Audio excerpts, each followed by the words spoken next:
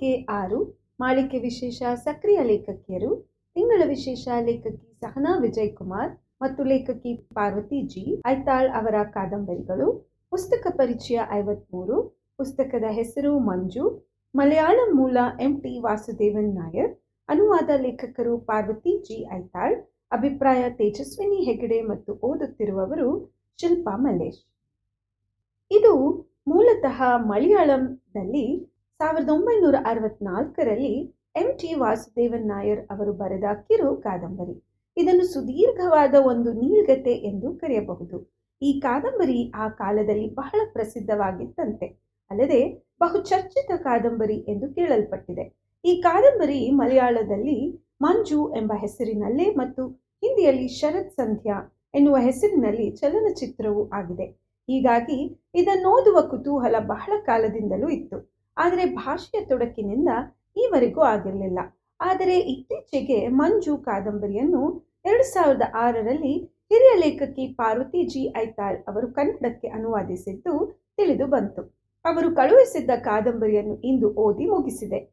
ಕೇವಲ 64 ಪುಟಗಳ ಈ ಪುಟ್ಟ ಹೊತ್ತಗೆಯು ಬದುಕು, ಸಾವು, ವಿರಹ, ಪ್ರೇಮ, ಸಂಬಂಧ ಇವೆಲ್ಲ ಮಜಲುಗಳನ್ನು ಸೂಕ್ಷ್ಮವಾಗಿ ತೆರೆದುಕೊಡುತ್ತದೆ. ಕೆಲವು ಪಾತ್ರಗಳ ಮೂಲಕ ಕಥೆಯನ್ನು ನೇಯ್ದ ಕುಸುರಿ ಬಹಳ ಚೆನ್ನಾಗಿದೆ. ಇದು ಗದ್ಯ ಶೈಲಿಗಿಂತ ಕಾವ್ಯಾತ್ಮಕ ಶೈಲಿಯಲ್ಲಿ ತೆರೆದುಕೊಳ್ಳುವ ಕಥೆಯಾಗಿದೆ ಎನ್ನಬಹುದು.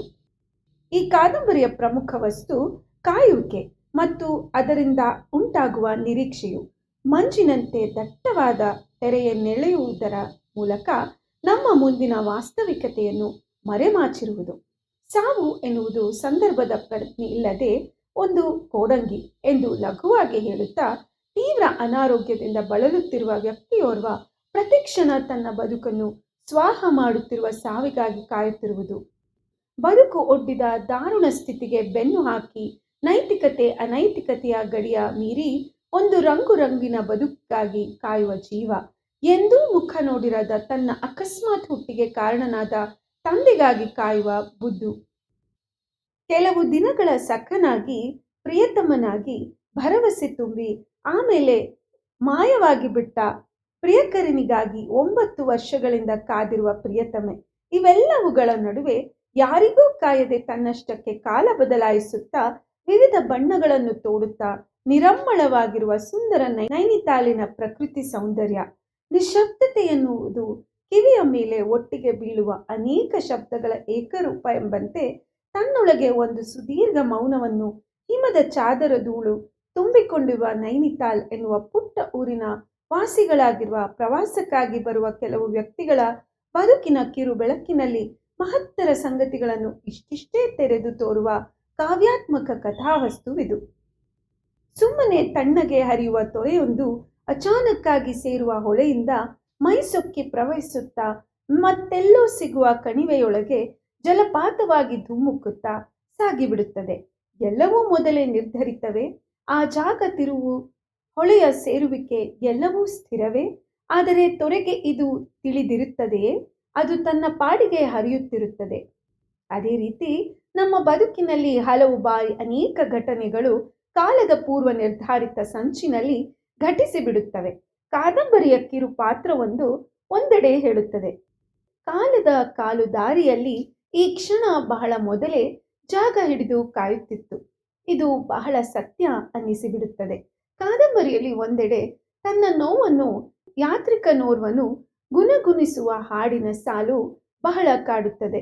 ಹೃದಯದ ಒಂದು ಚೂರನ್ನು ಕಾಗದವನ್ನಾಗಿ ಮಾಡಿ ಬೆರಳನ್ನು ತುಂಡರಿಸಿ ಪೆನ್ನು ಮಾಡಿ ಕಾಡಿಗೆಯನ್ನು ಕಣ್ಣೀರಲ್ಲಿ ಕಲೆಸಿ ಮಸಿ ಮಾಡಿ ನಾನು ಸಂದೇಶ ಬರೆಯುತ್ತೇನೆ. ನನ್ನ ಪ್ರಕಾರ ಅನುವಾದ ಎಂದರೆ ಒಂದು ದೊಡ್ಡ ಜವಾಬ್ದಾರಿ.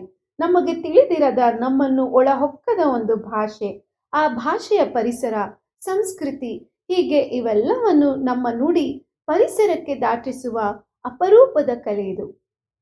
ಪಾರ್ವತಿ ಮೇಡಂ ಅವರು ಈ ಕಾರ್ಯವನ್ನು ಸಮರ್ಥವಾಗಿ ಮಾಡಿದ್ದಾರೆ ಎಂದು ನನಗೆ ಅನ್ನಿಸಿತು.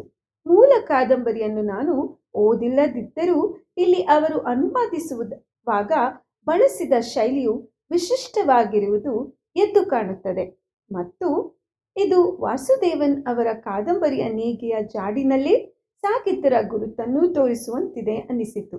ಇದಕ್ಕಾಗಿ ಒಂದೊಳ್ಳೆ ಓದನ್ನು ಬಯಸುವವರೆಲ್ಲರೂ ಒಮ್ಮೆ ಓದಲೇಬೇಕು. ಧನ್ಯವಾದಗಳು.